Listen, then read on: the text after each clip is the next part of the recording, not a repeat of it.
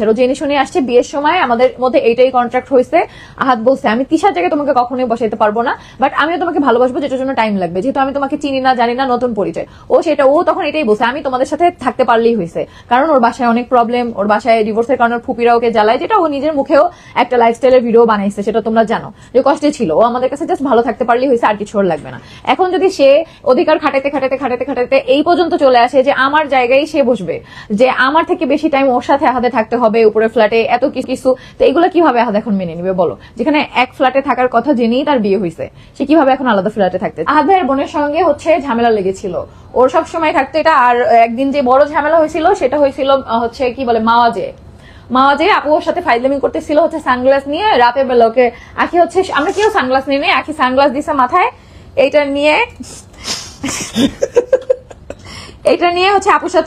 আপুর সাথে দুষ্টুমি করতেছিল। নর্মালি আপু যেটা আমার সাথেও করে, সবার সাথেই করে, ছোট আপু অনেক দুষ্টু টাইপের। তো চশমাটা বারবার ওকে পরাই দিচ্ছিল, তো ওর হাতে ঝালমুড়ি ছিল, হঠাৎ করে একটা বাজে ল্যাঙ্গুয়েজ ইউজ করে ঝালমুড়িটা ফিক্কা মেরা ফালাই দিচ্ছে একদম আপুর মুখের সামনে দিয়ে ভাবে। তো এটা আমার খুব খারাপ লাগছে যে ছোট আপু আমাদের হাজবেন্ডের চেয়েও বড়, আমাদের অনেক সিনিয়র।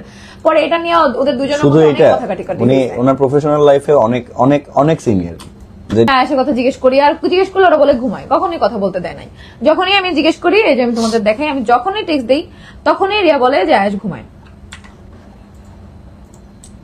একটু পরে এই যে আয়াস কি করে আমি লিখছি, পরে লিখছে ওর ভিডিও দিস, লিখছি একটু পরে দেয়। আমি আচ্ছা আয়াস কেমন আছে আর তুই কই, লিখছে বাসায়। আমি তাহলে ভিডিও করে দে দেখি ওরে।